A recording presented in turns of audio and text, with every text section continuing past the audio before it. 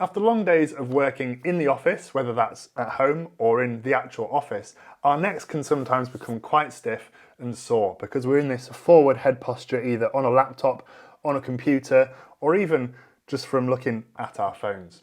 Today, we're going to go through 3 different exercises that will help lengthen any tight muscle groups within the neck and then also strengthen some muscle groups which can become weak from being sat looking at a screen all day. And all these stretches and exercises can be done from the comfort of your own home, so you can even do them in the middle of the workday if you need a bit of a break. So without further ado, let's head down to the lounge and I'll show you the stretches and exercises. Okay, so exercise number 1 is a super simple stretch. This is going to help stretch the trapezius muscle on top of the shoulder here that can get quite tight if we have our shoulders up for a lot of the day. So all we're going to do, place one hand on the opposite side of the head and then ease across to the side gently. Now on the side that you're not pulling towards, you want to try and relax this shoulder as much as possible. This is the muscle here, the trapezius, we're trying to stretch, so therefore you want to try and keep this as low as possible and keep the shoulder away from the ear.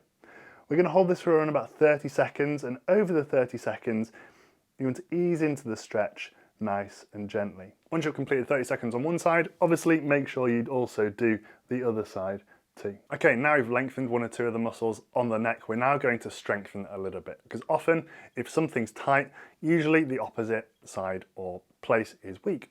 So what we're going to do this time is I'm going to flip to the side to show you this one. We're going to pretend like we're a chicken. It's going to look very funny, but this is going to really help you. What this is going to do is activate some of the muscles on the back of the neck to help pull your neck into a better position. So all we're doing for this one is facing sideways. We're going to pretend we're putting our chin onto a shelf. So all we're doing for this one is pushing our head forward, again trying to keep the chin level so it kind of goes on this shelf here, and then we're going to pull back and give ourselves a biggest double chin as we possibly can. Again, you don't need your hand here, this just kind of helps with keeping your head level while you get used to the movement. We're going to go forwards and backwards around about 10 times, really focusing on squeezing, keeping your head level, squeezing at the back, and you should feel this sort of activate the muscles down the back of the neck. Once you've finished 10 reps, maybe you do that round twice round, so 2 sets, you should hopefully feel those muscles really start to activate and switch on, and that will then help you keep your neck in a better position throughout the rest of the day, or at least for the next couple of hours. So the final exercise we're going to do is going to be another one that's going to help activate some muscle groups so that the muscle groups we're probably incorrectly using or that can get quite tight and stiff can help relax and switch off, therefore helping with our neck pain. So all you need for this one is just something you can put your back up against that you can also sit on the floor with. So a wall is ideal, or the edge of a sofa is also great for this one too. All you're going to do is sit on the floor in front of whatever object you have behind you. You're going to try and keep your back as straight as possible. This is why a wall's great for this, but a sofa also works well. And then all we're going to be doing is keeping our chest up as high as possible. We're going to have our hands out in front of us, thumbs up towards the ceiling, and all we're going to do, keeping our chest up, arms nice and high, we're going to bring our arms up as high as we possibly can, really squeeze at the top here, my thumbs are still pointing behind me, and then come back down to the middle here. Want to make sure that I don't shrug my shoulders up or lift my shoulders up, want to keep the shoulders down. This is called a trap-free raise.